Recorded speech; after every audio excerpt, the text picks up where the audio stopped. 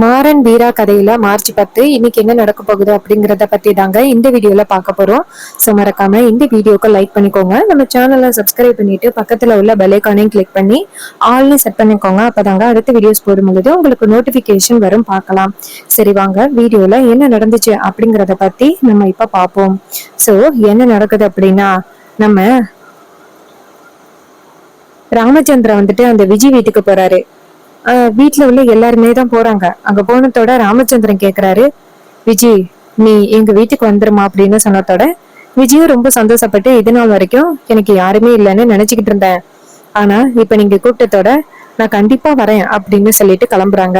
அதுக்கப்புறம் நம்ம வள்ளிய வந்துட்டு அந்த விஜய ரொம்ப நல்ல பொண்ணு அப்படின்னு நினைச்சுதான் வீட்டுக்கு கூப்பிட்டாங்க. அதுக்கப்புறமா விஜய வீட்டுக்கு கூட்டிட்டு வராங்க.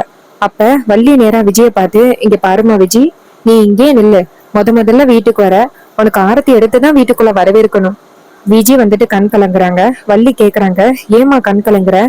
விஜய் சொல்றாங்க, இங்க பாருங்க அத்தை, இத்தனை நாளும் எனக்கு யாருமே இல்லை அப்படின்னு நினைச்சிட்டு இருந்தேன், ஆனா இப்ப நீங்க நான் இருக்கேன்னு சொல்லும் பொழுது எனக்கு ரொம்ப சந்தோஷமா இருக்கு சித்தி.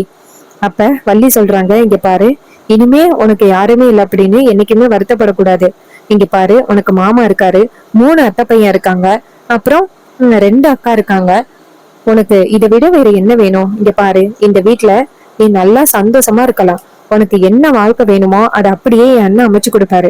நீ எதுக்கும் கவலைப்படாத, உனக்கு படிக்கணும்னு விருப்பம் இருந்தா சொல்லு.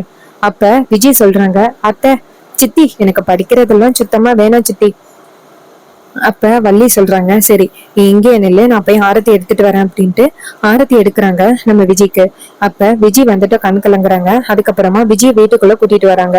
அப்ப கண்மணி நினைக்கிறாங்க, இந்த குடும்பத்தையே ஏற்கனவே வீட்டை விட்டு துரத்தணும், இந்த குடும்பத்துல உள்ளவங்க எல்லாரையுமே கஷ்டப்படுத்தணும் அப்படின்னு நினைச்சுக்கிட்டு இருந்தா, நான் ஒண்ணு நினைச்சேன், இங்க ஒண்ணு நடக்குது, யாரோ வீட்டுக்குள்ள வராங்களே அப்படின்னு நம்ம கண்மணி டென்ஷன் ஆகுறாங்க. அப்புறமா நம்ம வீரா நேரா விஜய பார்த்து, இங்க பாரு விஜய், உனக்கு என்ன வேணும்னு சொல்லு, எல்லாமே ஏற்பாடு பண்ணி கொடுக்குறோம். அப்ப விஜய் சொல்றாங்க, இங்க பாருங்கக்கா, எனக்காக நீங்க தனியா எல்லாத்தையுமே ரெடி பண்ணணும் அப்படின்னு அவசியமே கிடையாது. நான் இருக்கிற இடத்திலேயே தூங்கிப்பேன். இந்த இருக்கு பாருங்க, அந்த படிக்கு கீழே இடம், அங்கேயே நான் படுத்து தூங்கிப்பேன். எனக்காக நீங்க கஷ்டப்பட வேண்டியதில்லை. ஏன்னா நீங்க என்ன பாத்துக்கிறேன்னு சொன்னீங்கல்ல, எனக்கு அதுவே போதும், வேற எதுவுமே வேண்டாம். அப்ப ராமச்சந்திரன் சொல்றாரு, இங்க பாருமா விஜய், நீ இந்த குடும்பத்துல இனிமே ஒருத்தி மாதிரி, நீ என் பொண்ணு மாதிரி, இனிமே உனக்கு நான் தான் ஹெல்ப் பண்ணணும். இங்க பாருமா, உனக்கு என்ன வேணும்னு சொல்லு, எல்லா ஏற்பாடுகளையும் நானே பண்றேன். வள்ளி, விஜய்க்கு போயிட்டு அவள ரூம காமி. உடனே வள்ளியும் சரி அண்ணா அப்படின்னு சொல்லிட்டு நேரா விஜய கூட்டிட்டு போறாங்க. கூடவே வீரா போறாங்க. அப்ப வள்ளி சொல்றாங்க, இங்க பாரு விஜய், இது வரைக்கும் அண்ணன் இந்த அளவுக்கு சந்தோஷப்பட்டு நான் பார்த்ததே இல்லை தெரியுமா? உன்னை பார்த்ததுல இருந்து அண்ணன் ரொம்ப சந்தோஷமா இருக்காரு. இங்க பாரு விஜய், உனக்கு என்ன வேணும் அப்படின்னாலும் தயங்காம கேட்கலாம். அண்ணன் வந்துட்டு எதுவுமே தப்பா நினைக்க மாட்டாரு. உனக்கு என்ன வேணும்னாலும் சொல்லு. அப்ப விஜய் சொல்றாங்க, இங்க பாருங்க சித்தி, நீங்க என்ன நல்லபடியா பாத்துக்கிட்டேன்னு சொன்னீங்கல்ல, நீங்க எனக்கு ஒரு உறவு இருக்கிறீங்கல்ல, எனக்கு அதுவே போதும், வேற எதுவுமே தேவையில்ல. இதை கேட்டதோட வள்ளி சொல்றாங்க, ரொம்ப நல்ல பொண்ணா இருக்கமா, இத்தனை வருஷமா அந்த வீட்டுல நீ என்ன தனியா இருந்த? அப்ப விஜய் சொல்றாங்க, ஆமா சித்தி, இத்தனை வருஷமா நான் தனியா தான் இருந்தேன். நான் 8வது படிக்கும் பொழுது எங்க அம்மா அப்பா 2 பேருமே இறந்துட்டாங்க. அதுக்கப்புறம் நான் அந்த வீட்டுல தனியா தான் இருந்தேன், எனக்கு யாருமே இல்லை. இது கேட்டதோட வீரா சொல்றாங்க, இங்க பாரு விஜய், இனிமே உனக்கு யாரும் இல்லை அப்படின்னு சொல்லவே கூடாது. அதான் ராமச்சந்திர மாமா இருக்காரு, அப்புறம் அக்கா நாங்கெல்லாம் இருக்கோம்ல, சித்தி இருக்காங்க, இனிமே நீ எதுக்கும் கவலைப்படாத. இது கேட்டதோட விஜய் வந்துட்டு நேரா வீராவை கட்டி பிடிச்சி, அக்கா நீங்க நான் இருக்கேன்னு சொல்லும் பொழுது எனக்கு ரொம்ப சந்தோஷமா இருக்கு. அப்ப கண்மணி இதை பாத்துக்கிட்டு இருக்காங்க. கண்மணி பார்த்துட்டு டென்ஷன் ஆகுறாங்க. இன்னொரு பக்கம் விஜய் நேரா வீராவை பார்த்து, இங்க பாருங்கக்கா, நீங்க எனக்கு இந்த அளவுக்கு உதவி பண்றீங்க, உங்க யாரையுமே நான் சாகுற வரைக்கும் மறக்க மாட்டேன். அப்புறமா வள்ளி சொல்றாங்க, சரி வா விஜய் அப்படின்னு சொல்லிட்டு நேரா விஜயோட ரூம் போயிட்டு காமிக்கிறாங்க. விஜய் அந்த ரூமை பார்த்துட்டு கண் கலங்குறாங்க. அப்ப வள்ளி கேக்குறாங்க, ஏன் விஜய் என்னாச்சு? விஜய் சொல்றாங்க, இல்ல சித்தி, இந்த மாதிரி ஒரு ரூம்ல இவ்வளவு பொருட்கள் இருந்து இப்பதான் பாக்குறேன், இதெல்லாம் எனக்கா? அப்ப வள்ளி சொல்றாங்க, ஆமா, இது எல்லாமே உனக்குதான். இந்த கட்டில் உனக்குதான், அப்புறம் இந்த போர்வை, அப்புறம் அங்க இருக்கிற பொருள் பீரோல்ல உனக்கு என்னென்ன துணிமணி வேணுமோ எல்லாத்தையும் அண்ணன் வந்துட்டு நம்ம டிராவல் பண்றப்பே எல்லாத்தையுமே ரெடி பண்ணிட்டாரு. இதை கேட்டதோட விஜய் சொல்றாங்க, ரொம்ப தேங்க்ஸ் அப்படின்னு. அப்ப வள்ளி சொல்றாங்க, இங்க பாருமா, நீ இந்த வீட்டுல ஒரு ஆள் ஆகிட்ட. இங்க பாரு, உனக்கு ஏதோ 4 துணிமணி தானே இருக்குன்னு சொன்ன, இங்க பாரு, இந்த பீரோல்குள்ள உனக்குதான் துணிமணி. அண்ணன் வந்துட்டு போன் அடிச்சு சொல்லி உனக்கு என்னென்ன மேட்ச் ஆகுமோ எல்லாத்தையும் கொண்டாந்து வைக்க சொல்லிட்டாரு. நீ தாவணி பாவாடை தான் போடுவ அப்படின்ட்டு தாவணி பாவாடை எல்லாத்தையுமே எடுத்துட்டு வந்துட்டாரு. இது கேட்டதோட விஜயும், எனக்கு ரொம்ப சந்தோஷமா இருக்கு, எனக்கு யாருமே இல்லை அப்படின்னு நினைச்சிட்டு இருந்தேன், இந்த அளவுக்கு ஒரு பாசமான குடும்பம் இருக்கு எனக்கு. அப்ப வள்ளி சொல்றாங்க, இங்க பாருமா, உன்னால நாங்க தாமா சந்தோஷப்படுறோம், இத்தனை வருஷம் கழிச்சு என் சொந்தக்காரவங்கள ஒருத்தலை பார்க்கும் பொழுது எனக்கு ரொம்ப சந்தோஷமா இருக்கு அப்படின்னு வள்ளி சொல்ல. இது கேட்டதோட விஜய் வந்துட்டு, சரி சித்தி அப்படின்னு சொல்ல, வீரா சொல்றாங்க, சரி விஜய் நீ ரெஸ்ட் எடு, நாங்க போறோம். அப்ப விஜய் சொல்றாங்க, ரெஸ்ட் எடுக்கிறதா? அப்ப வீரா சொல்றாங்க, ஆமா படுத்து தூங்க, காலையில எந்திரிச்சு பாத்துக்கலாம். இது கேட்டதோட விஜய் சொல்றாங்க, சரி அப்படின்னு சொல்லிட்டு படுத்து தூங்குறாங்க. அதுக்கப்புறம் வீராவும் வள்ளியும் வெளியில வராங்க. வீரா நேரா வள்ளிய பார்த்து, பாத்தீங்களா விஜய் எந்த அளவுக்கு இன்னசென்ட்டா இருக்கான்னு, இந்த அளவுக்கு இன்னசென்ட்டா இருக்கிற பொண்ணா நான் இது வரைக்கும் பார்த்ததே இல்லை, ரொம்ப நல்ல பொண்ணா இருக்கா, இவளுக்கு மட்டும் ஒரு நல்ல வாழ்க்கை அமைச்சு கொடுத்துட்டா போதும். அதுக்கு வள்ளி சொல்றாங்க, அண்ணன் கண்டிப்பா அதுக்கான ஏற்பாடுகளை இந்நேரம் பார்க்க ஆரம்பிச்சிருப்பாரு, விஜய்க்கு ஒரு நல்ல பையனை பார்த்து கல்யாணம் பண்ணி வைக்கணும். இதை கேட்டதோட வீராவும், ஆமா ஆமாச்சி, ஆமாமா அப்படின்னு சொல்றாங்க. அப்புறமா வள்ளி சொல்றாங்க, பாவம் இத்தனை வருஷமா அந்த வீட்டுக்குள்ள அவ தனியா இருந்திருக்கா, எந்த அளவுக்கு கவலைப்பட்டுக்கிட்டே இருந்திருப்பா, நமக்கு யாருமே இல்லை அப்படின்னு. இப்படி ஒரு உறவு இருக்கிறது, இப்படி ஒரு உறவு அனாதையா இருக்கிறது இத்தனை வருஷமா நமக்கு தெரியாம போயிருச்சே அப்படின்னு நினைக்கும் பொழுதுதான் ரொம்ப கவலையா இருக்கு அப்படின்னு. அப்ப வீரா கேக்குறாங்க, சரி வள்ளியம்மா என்ன ஆச்சு அவங்க அப்பா அம்மாவுக்கு? அப்ப வள்ளி சொல்றாங்க, வீரா அதை பத்தி இப்ப எதுவும் பேச முடியாது. வீராவும் சரி வள்ளியம்மா அப்படின்னு சொல்லிட்டு அந்த இடத்துல இருந்து போறாங்க. அப்ப வள்ளி நேரா வீராவை பார்த்து, இங்க பாருமா வீரா, இனிமே விஜய பொறுப்பா பாத்துக்க வேண்டியது நம்மளோட கடமை. ஓ அக்கா பாத்துப்பாளா என்னன்னு தெரியல, ஆனா நம்ம தான் பாத்துக்கணும். அதுக்கு வீரா சொல்றாங்க, இங்க பாருங்க வள்ளியம்மா, அவளை பாத்துக்க வேண்டியது நம்மளோட பொறுப்பு, நீங்க எதுக்கும் கவலைப்படாம போய் தூங்குங்க. இது கேட்டதோட வள்ளியும் சரி அப்படின்னு சொல்லிட்டு போயிட்டு தூங்குறாங்க. இன்னொரு பக்கம் நம்ம கார்த்தி இருக்காருல்ல, அவரு நேரா பிருந்தாவுக்கு போன் பண்றாரு. பிருந்தா போன் அட்டென்ட் பண்ணி சொல்லுங்க அப்படின்னு சொல்ல, அப்ப கார்த்தி சொல்றாரு, இத்தனை நாளும் உன்னை திருவிழாவில பாத்துக்கிட்டு இருந்தேன், இப்ப உன்னை திருவிழாவில பார்க்க முடியாது இல்ல, எல்லாரும் வீட்டுக்கு போயாச்சு, இதுக்கப்புறம் எப்ப பாக்கலாம்? அப்ப பிருந்தா சொல்றாங்க, இங்க பாருங்க அதெல்லாம் பாக்கலாம். அப்ப கார்த்தி சொல்றாரு சரி அப்படின்னு. அப்ப பிருந்தா கேக்குறாங்க, சரி உங்க வீட்டுல ஒரு பொண்ணு வந்திருக்கால விஜய் அப்படின்னு. அப்ப கார்த்தி சொல்றாரு, ஆமா வந்திருக்கா, அண்ணாச்சு? அப்ப பிருந்தா சொல்றாங்க, இல்ல சும்மாதான் கேட்டேன். அப்ப கார்த்தி சொல்றாரு, என்ன பொசசிவா? அப்ப பிருந்தா சொல்றாங்க, சேச்சா அப்படியெல்லாம் ஒண்ணும் இல்ல. அப்ப கார்த்தி சொல்றாரு, சரி சரி நீ பொசசிவ் ஆறு அளவுக்கெல்லாம் இங்க எல்லாம் எதுவுமே இல்ல, நீ போயிட்டு வேலையை பாரு. இது கேட்டதோட பிருந்தாவும் சரி சரி அப்படின்னு சொல்லிட்டு போனை கட் பண்றாங்க, சிரிக்கிறாங்க. இன்னொரு பக்கம் மறுநாள் காலை பொழுது விடியுது. அப்ப வீடு போல ஒரே சாம்பிராணி புகையா இருக்கு. நம்ம மாறனும் வீராவும் காலையில எந்திரிச்சு வராங்க. எந்திரிச்சு வந்து பார்த்தா எங்க பார்த்தாலும் சாம்பிராணி புகையா இருக்கிறத பார்த்துட்டு வீரா சொல்றாங்க, என்ன இது ஒரே சாம்பிராணி புகையா இருக்கு? மாறா சொல்றாரு, அதான் எனக்கும் தெரியல, யாரு கொளுத்தி விட்டது வீட்டை அப்படின்னு. அதே நேரம் அந்த இடத்துக்கு விஜய் வராங்க சாம்பிராணி புகையோட. விஜய் சொல்றாங்க, என்னாச்சு ரெண்டு பேரும் கிளம்பிட்டீங்களா, காஃபி குடிக்கிறீங்களா? அப்ப வீரா சொல்றாங்க, என்ன விஜய் இதெல்லாம் என்ன? அப்ப விஜய் சொல்றாங்க, ஆமா இது எப்பவுமே நம்ம காலையில செய்யற வேலைதான், காலையில இந்த மாதிரி வீடு பக்தி கடாட்சமா இருந்தா தானே வீடு நல்லா இருக்கும், குடும்பமும் நல்லா இருக்கும். இதை கேட்டதோட வீராவும், ஓ அப்படியா? மாறா சொல்றாரு, இது அப்படியே இந்த வீரா கிட்ட சொல்லு, இன்னைக்காவது சீக்கிரம் கிளம்பி இருக்காளா? அப்ப விஜய் சொல்றாங்க, மாமா அக்காவை பேசாதீங்க, அக்கா நீங்க கவலைப்படாதீங்க, எல்லாமே ரெடி ஆயிட்டு, காஃபி இருக்கு, போயிட்டு ஊத்தி கொடுங்க மாமாவுக்கு. அப்ப நம்ம வீரா சொல்றாங்க, சரி ஓகே அப்படின்னு சமைச்சிடலாம் காலையிலே. அப்ப விஜய் சொல்றாங்க, சமைக்கிறதா? அதெல்லாம் நான் எப்பவோ சமைச்சு முடிச்சுட்டேன், என்னோட டேஸ்ட பாருங்க இன்னைக்கு. இது கேட்டதோட மாறன் சொல்றாரு, ஆஹா ஒரு ஆளு போட்டிக்கு வந்தாச்சு போலயே. இது கேட்டதோட வீரா மறைக்கிறாங்க. அப்ப மாறன் சொல்றாரு, சும்மாதான் வீரா சொன்னேன் அப்படின்னு.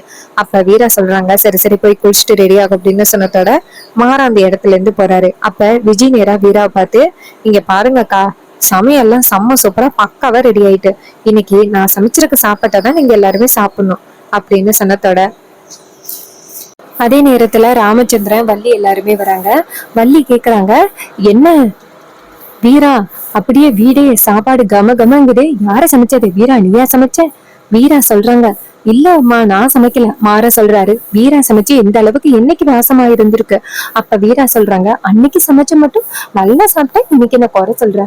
அப்ப மாற சொல்றாரு, ஏ வீரா நான் சும்மாதான் சொன்னேன், ஏன் இப்படி கோவப்படுற? அப்ப வீரா சொல்றாங்க, ஆஹா நீ சும்மா பேசுற, நீ பேசுறதே சரியில்லை அப்படின்னு சொன்னதோட மாறனும் சரி அப்படின்னு சொல்றாரு. ராமச்சந்திரன் கேக்குறாரு, சரி சரி ஒருத்தருக்கு ஒருத்தர் வாக்குவாதம் பண்ணது போதும், யாரு சமைச்சதுன்னு சொல்லுங்க. அப்ப வள்ளி சொல்றாங்க, வேற யாரு, ஓ மருமக விஜிதான். அப்ப மருமகன்னு சொன்னதோட ராமச்சந்திரன் கேக்குறாரு, விஜய மருமகளா? வள்ளி சொல்றாங்க, ஆமா அவ மாமான்னு கூப்பிட்டா, நீங்க மருமக தானே? இது கேட்டதோட ராமச்சந்திரன் சொல்றாரு ஆமா இல்ல அப்படின்னு. சோ இதை கேட்டதோட கண்மணி நினைக்கிறாங்க, ஆஹா இவளுக்கு சேர்ந்து அடுத்த பிளான் பண்ணிட்டாளுக போலயே. அதே நேரத்துல நம்ம கண்மணி கேக்குறாங்க, மாமா நீங்க மருமகன்னு எங்களை மட்டும் கூப்பிட்டா போதும், கார்த்திகே விஜய கல்யாணம் பண்ணி கொடுத்தாதான் நீங்க மருமகன்னு கூப்பிடணும். இதை கேட்டதோட வள்ளி சொல்றாங்க, ஏ கண்மணி இதுவும் நல்ல யோசனையா தானே இருக்கு. அப்ப கார்த்தி அந்த இடத்துக்கு வராரு. கார்த்தி வந்துட்டு என்ன நடக்குது அப்படின்னு கேட்க, அப்ப வள்ளி சொல்றாங்க, உன்னலடா கார்த்தி. அப்ப கார்த்தி சொல்றாரு, இங்க பாருங்க தேவையில்லாத விஷயத்த பத்தி எல்லாம் இங்க பேசிக்கிட்டு இருக்காதீங்க. உடனே வள்ளியும் சரிப்பா சரிப்பா அப்படின்னு சொல்லிட்டு அமைதியா இருக்காங்க. அப்புறமா நம்ம ராமச்சந்திரன் சொல்றாரு, சரி விஜய் சமைச்ச சாப்பாட்டை நம்ம எல்லாரும் சேர்ந்து சாப்பிடலாம் வாங்க அப்படின்னு சொல்லிட்டு போறாங்க. அப்ப நம்ம வள்ளி வந்துட்டு பரிமாற நிக்க, அப்ப விஜய் சொல்றாங்க, இங்க பாருங்க சித்தி நீங்க பரிமாற வேணாம், நீங்க உட்காருங்க நாங்க பரிமாறுறோம் அப்படின்னு சொல்லிட்டு வள்ளியை உட்கார வச்சுட்டு அவங்க பரிமாறுறாங்க. அப்ப எல்லாருமே உட்கார்ந்துருக்காங்க. அப்ப எல்லாருமே விஜயோட சாப்பாடை சாப்பிட்டு பார்த்துட்டு ரொம்ப அருமையா இருக்கு சாப்பாடு அப்படின்னு சொல்லிட்டு விஜய புகழ்றாங்க. விஜய் வந்துட்டு ரொம்ப தேங்க்ஸ் அப்படின்னு சொல்ல, அப்ப ராமச்சந்திரன் சொல்றாரு, இந்த சாப்பாடை சாப்பிட்டு ரொம்ப வருஷம் ஆன மாதிரியே இருக்கு. விஜய்க்கு ஒரு கைப்பக்குவம் இருக்கு, என்னதான் வள்ளி சமைச்சாலும் விஜய்க்கு ஒரு கைப்பக்குவம் இருக்கு அப்படின்னு சொன்னதோட வள்ளி சொல்றாங்க, அண்ணா இதெல்லாம் ரொம்ப ஓவரு. அப்ப ராமச்சந்திரன் சொல்றாரு, சரி கோச்சுக்காத வள்ளி, ஏதோ மருமகளை கொஞ்சம் அப்படிங்கிறதுக்காக அப்படி சொல்லிட்டேன். இது கேட்டதோட வள்ளியும் சரிண்ணா அப்படின்னு. அதுக்கப்புறமா எல்லாரும் சாப்பிட்டு முடிக்கிறாங்க. சாப்பிட்டு முடிச்சதோட நம்ம விஜய் வந்துட்டு எல்லாருக்கும் தண்ணி கொண்டு போய் கொடுக்குறாங்க. கார்த்தி வெளியில நின்று ஃபோன் பேசிக்கிட்டு இருக்காரு. அப்பன்னு பார்த்து விஜய் இங்கேருந்து போயிட்டு செம்புல தண்ணி கொடுக்குறாங்க, இந்தாங்க கார்த்திக் அப்படின்னு. அப்ப கார்த்தி வாங்கிக்கிட்டே சரி அப்படின்னு சொல்லிட்டு குடிக்கிறாரு. அப்பதான் விஜய் வீட்டுக்குள்ள வராங்க. வீட்டுக்குள்ள வரும்பொழுதுதான் டக்குன்னு ஒரு யோசனை. இது மாதிரி இந்த வீட்டுக்குள்ள நான் எதுக்காக வந்தேன், உங்க எல்லாருக்குமே நான் பணிபுரியணும், பணிவிட பண்ணணும், உங்களுக்கு எல்லாருக்கும் அமைதியா இருக்கணும், வேலைக்காரியா வேலை பார்க்கணும் அப்படிங்கிறதுக்காக தான் இந்த வீட்டுக்குள்ள வந்தேன் அப்படின்னு நினைச்சிங்களா? நான் இப்படி இந்த நிலைமையில இருக்கிறதுக்கு இந்த குடும்பத்துல உள்ள ராமச்சந்திரன் தான் காரணம். நான் மட்டும் அப்பா அம்மா யாருமே இல்லாம இத்தனை வருஷமா அனாதையா ஊரும் என்னை ஒதுக்கி வச்சுட்டு யாருமே இல்லாத அனாதையா நான் வீட்டுக்குள்ள கடந்தேன். ஆனா இன்னைக்கு உன்னை பழி வாங்குறதுக்கு எனக்கு ஒரு நல்ல வாய்ப்பு கிடைச்சிக்கிட்டு, அந்த கோவில்ல அந்த சாப்பாட்டுல கிடந்த பள்ளி எல்லாமே போய் இது எல்லாமே என்னோட செட்டப்பு. நான் தான் அவன்கிட்ட சொல்லி அப்படி பண்ண சொன்னேன். அதனாலதான் அந்த வைத்தியரும் விஷம் கலந்துருக்கு அப்படின்னு சொன்னாரு. இதை பயன்படுத்தி எப்படி உன் வீட்டுக்குள்ள வந்துட்டேன் பத்தியா ராமச்சந்திரா? அன்னைக்கு எங்க அம்மா என்கிட்ட சொன்னாங்க, இப்படி காரணத்துக்கு காரணமே அந்த ராமச்சந்திரன் தான், அந்த ராமச்சந்திரனை நீ பழி வாங்கியே தீரணும் அப்படின்னு சொன்னாங்க. அதனாலதான் நான் இன்னைக்கு உன்னை பழி வாங்க வந்திருக்கேன். நான் எப்படி யாருமே இல்லாத அனாதையா கடந்தனோ, எங்க அம்மா எப்படி உன்னாலே இறந்தாங்களோ அதே மாதிரி இந்த குடும்பத்துல உள்ளவங்க ஒவ்வொருத்தரும் பிரிஞ்சு போய் நிக்கணும் அப்படின்னு விஜய் ரொம்ப மோசமா யோசிச்சுக்கிட்டே வீட்டுக்குள்ள வராங்க. அதே நேரம் நம்ம கண்மணி வந்துட்டு நேரா விஜயை பாக்குறாங்க. விஜய் நேரா கண்மணியை பார்த்ததோட விஜய் நேரா கண்மணி கிட்ட, அக்கா சொல்லுங்க அக்கா. கண்மணி சொல்றாங்க, இங்க பாரு நீ இந்த வீட்டுக்கு எதுக்காக வந்த? ஆரம்பத்துல இருந்தே நீ பேசும் பொழுதே எப்படி திரும்ப தெரிஞ்சிச்சு, நான் அனாதையா இருக்கேன் என்னை கூட்டிட்டு போயிருங்க, நான் அனாதையா இருக்கேன் கூட்டிட்டு போயிருங்க அப்படின்னே தான் சொல்ற மாதிரி இருந்துச்சு. நீ ஒவ்வொரு முறையும் அந்த பசங்க வந்து உன்னை கிண்டல் கிண்டல் பண்றாங்க, இந்த வீட்டுல இருக்க முடியல அப்படின்னு ஒவ்வொரு முறையும் நீ சொல்லும் பொழுது நான் இந்த வீட்டுல அனாதையா இருக்கேன் என்னை கூட்டிட்டு போயிருங்க அப்படின்னு சொல்ற மாதிரியே தான் இருந்துச்சு. இங்க பாருமா, நீ என்ன காரணத்துக்காக இந்த வீட்டுக்குள்ள வந்திருக்க அப்படிங்கிறது எனக்கு தெரியல. ஆனா வீட்டுல உள்ள ஒவ்வொரு வேலையும் நீ எப்படி பார்த்து பார்த்து செய்யறத பார்த்தா எனக்கு என்னமோ சந்தேகமா இருக்கு. இங்க பாரு, நீ என்ன காரணத்துக்காக இந்த வீட்டுக்குள்ள வந்திருக்கா சொல்லு. அப்ப விஜய் சொல்றாங்க, இங்க பாருங்கக்கா என்ன இப்படி பேசுறீங்க, இந்த வீட்டுல நானும் ஒருத்தி மாதிரிதான், ராமச்சந்திரன் மாமா என்ன நல்லா பாத்துக்கிறேன்னு சொன்னாரு, அதான் நான் இந்த வீட்டுக்குள்ளேயே வந்தேன். என்னக்கா என்ன பத்தி தப்பா நினைக்கிறீங்க? அப்ப கண்மணி சொல்றாங்க, ஓ அப்படியா அப்படின்னு சொல்லிட்டு போறாங்க. அப்ப நம்ம விஜய் நினைக்கிறாங்க, இவகிட்ட கொஞ்சம் உஷாரா இருக்கணும் போலயே, சுலபமா கண்டுபிடிச்சிட்டா அப்படின்னு. அதுக்கப்புறமா நம்ம கண்மணி நேரா வீரா கிட்ட போறாங்க. அப்ப விஜய் வந்துட்டு இத கவனிக்கிறாங்க. அப்ப வீரா நேரா கண்மணியை பார்த்து, இன்னும் கண்மணி ரொம்ப நாளா பழி வாங்குற நோக்கம் எல்லாத்தையும் கைவிட்ட மாதிரி தெரியுது, ராகவன் மாமா கூட சேர்ந்து நல்லபடியா வாழ ஆரம்பிச்சிட்டியா? அதுக்கு கண்மணி சொல்றாங்க, இங்க பாரு வீரா, நான் அமைதியா இருக்கிறதுனால நான் எதுவுமே பண்ணல அப்படின்னு நினைச்சுக்கிட்டு இருக்காரு. நான் கண்டிப்பா இந்த குடும்பத்தை விட மாட்டேன், இந்த குடும்பத்தை சுக்குநரா உடைச்சிட்டு மறுவேளை பாக்குறேன் அப்படின்னு சொல்றாங்க.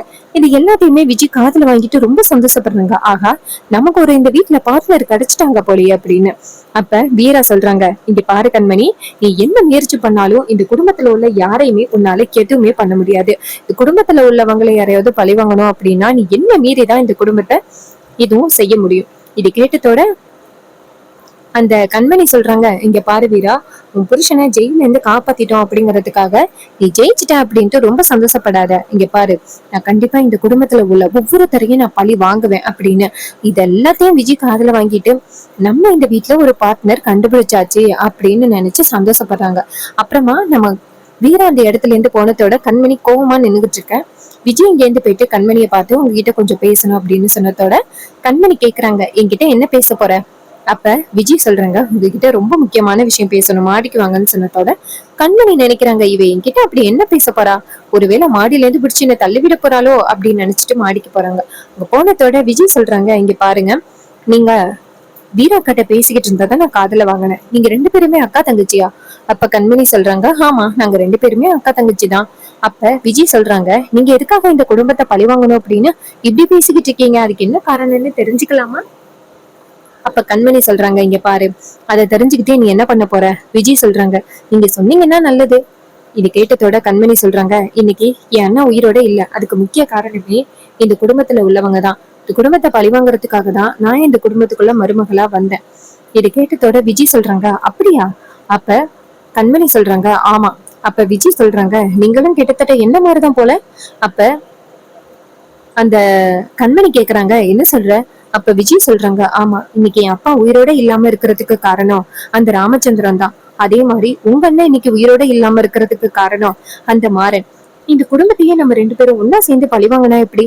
இதை கேட்டதோட கண்மணிக்கு ரொம்ப சந்தோஷம். என்ன விஜய் சொல்ற? விஜய் சொல்றாங்க, ஆமா, பல வருஷத்துக்கு முன்னாடி இந்த ராமச்சந்திரனாலதான் எங்க அப்பா தூக்குமாட்டி இறந்துட்டாரு. எங்க அம்மா என்கிட்ட என்ன திருமண சத்தியம் வாங்கினாங்க, இந்த ராமச்சந்திரனோட குடும்பத்தை பழி வாங்கணும், குடும்பத்துல உள்ள ஒவ்வொரு தரும் வந்துட்டு சுக்குநூறா உடையணும் அப்படின்னு சொல்லிதான் எங்க அம்மா என்கிட்ட சத்தியம் வாங்கினாங்க. அவங்களோட சத்தியத்தை இத்தனை நாளும் என்னால காப்பாற்ற முடியல. ஆனா என்னைக்கு அவன் ஊரு பக்கம் வந்தானோ அப்பையில இருந்தே அவனை காலி பண்ணணும்னு நினைச்சிட்டேன். இத்தனை வருஷமா அவன் எப்ப ஊரு பக்கம் வருவான், அவனை காலி பண்ணணும் அப்படின்னு நினைச்சிட்டு இருந்தேன். ஆனா அவன் வரவே இல்லை. ஆனா இப்ப ஊரு பக்கம் வந்ததோட நான் எப்படியோ அவனை ஏமாத்தி இந்த ஊருக்கு வந்துட்டேன். இனிமே அவன் குடும்பத்தை சுக்குநூறா உடைக்கிறது தான் எனக்கு வேலை. இங்க பாரு கண்மணி, நீ என் கூட சேர்ந்த அப்படின்னா உன் அண்ணனுக்கு பழி வாங்கின மாதிரி இருக்கும், ஏன் அப்பாவுக்காக பழி வாங்கின மாதிரி இருக்கும் சொல்லு. இது கேட்டதோட கண்மணி சொல்றாங்க, நான் கூட நினைச்சேன் இந்த குடும்பத்தை ஒண்ணுமே பண்ண முடியாது அப்படின்னு நான் நினைச்சேன். ஆனா என்னை விட நீ ரொம்ப புத்திசாலித்தனமா தான் யோசனை பண்ணிருக்க. இங்க பாரு விஜய், அவங்க கூடயே இருந்து அவங்க கழுத்து இருக்கிறது தான் இனிமே நம்மளோட வேலை அப்படின்னு சொன்னதோட நம்ம விஜய் சொல்றாங்க, ஆமா, இதனால உங்களுக்கும் பாதிப்பு வரும். கண்மணி சொல்றாங்க, இங்க பாரு, எனக்கு என்ன பாதிப்பு வந்தாலும் பரவாயில்ல, இந்த குடும்பத்துல உள்ள ஒவ்வொருத்தரையும் பழி வாங்கணும், அதுதான் எனக்கு வேணும். இதை கேட்டதோட அந்த விஜயும் சரி அப்படின்னு சொல்றாங்க. கண்மணி சொல்றாங்க, இங்க பாரு, அந்த ராமச்சந்திரன் என் அண்ணனை வந்துட்டு சுலபமா காலி பண்ணிட்டு குடும்பத்தோட ரொம்ப நிம்மதியா இருக்கான், அவனை விடக்கூடாது. அப்ப விஜய் சொல்றாங்க, அக்கா கவலைப்படாதீங்க, நம்ம பாத்துக்கலாம், இனிமே நம்ம ரெண்டு பேரும் டீம் அப்படின்னு சொன்னதோட கண்மணி ரொம்ப சந்தோஷப்படுறாங்க. எப்படியோ மறுபடியும் ஒரு வாய்ப்பு கிடைச்சிருக்கு இந்த குடும்பத்தை காலி பண்றதுக்கு. ரொம்பவே சூப்பரா இந்த ப்ரெடிக்ஷன் இருந்துச்சு அப்படின்னா இந்த வீடியோக்கு மறக்காம லைக் பண்ணிக்கோங்க. நம்ம சேனலை சப்ஸ்கிரைப் பண்ணிட்டு பக்கத்துல உள்ள பெல் ஐகானை கிளிக் பண்ணி ஆல்ல செட் பண்ணிக்கோங்க. அப்பதாங்க அடுத்தடுத்து வீடியோஸ் போடும் பொழுது உங்களுக்கு. சோ இதே மாதிரி அடுத்த வீடியோல நம்ம பார்ப்போம். தேங்க்யூ ஃபார் வாட்சிங்.